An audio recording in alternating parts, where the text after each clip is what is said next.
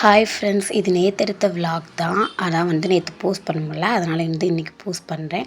அத்தை வந்து 1 வீக்குக்கு தேவையான க்ராசரி ஐட்டம்ஸ் மட்டும் வாங்கிட்டு வந்திருந்தாங்க. ஃபஸ்ட்டு அதை வந்து எடுத்து வச்சுட்ருந்தேன்.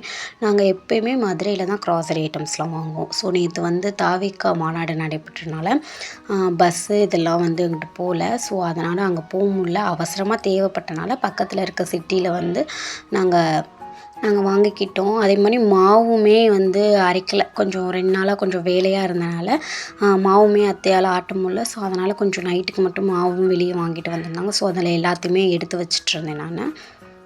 நேற்று மாநாடு நடந்துச்சு இல்லையா, அதுக்கு வந்து எங்கள் வீட்டு சைடு அந்த ரோட்டில் வந்து அவ்வளோ வண்டி அந்த மாநாட்டுக்கு போகிறதுக்கு வந்து லைனாக போயிட்டே இருந்துச்சு.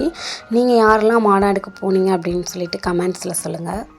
அத்தை வந்து எப்போயுமே மொத்த விலை கடையில் தான் மொத்தமாக வந்து எல்லா க்ராசரி ஐட்டம்ஸும் வாங்கிட்டு வந்துடுவாங்க. ஸோ மந்த்லி 1 மந்த்துக்கு மேலேயுமே இருக்கும். அந்த அளவுக்கு வந்து வாங்கிட்டு வந்துடுவாங்க. இப்போது வந்து காலியாக போயிடுச்சு. ஸோ அதனால் வாங்க முடியல அப்படின்ட்டு பக்கத்தில் வந்து கொஞ்சம் கொஞ்சம் மட்டும் வாங்கி வச்சுக்கிட்டோம்.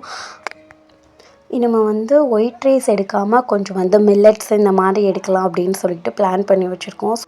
அதை எப்படி ஃபாலோ பண்ணுவோன்னு தெரில. கண்டிப்பாக வந்து ஃபாலோ பண்ணுறோம். நீங்களும் அரிசிக்கு பதிலாக மில்லட்ஸ் இந்த மாதிரி எதனா சாப்பிட்றீங்க அப்படின்னா கமெண்ட்ஸில் சொல்லுங்கள். என் ஃப்ரெண்டு பவானின்னு ஒருத்தவங்க வந்து வீடியோவில் வந்து அவங்களோட நேமை வந்து மென்ஷன் பண்ண சொல்லியிருந்தாங்க. ஹாய் பவானி, நம்ம சேனலில் வந்து இன்னும் என்ன மாதிரி விலாக் போட்டால் கொஞ்சம் இன்ட்ரெஸ்டிங்காக இருக்கும் அப்படின்னு சொல்லிட்டு கமெண்ட்ஸில் சொல்லுங்கள். அந்த மாதிரி விலாக் வந்து போட்டுடலாம்.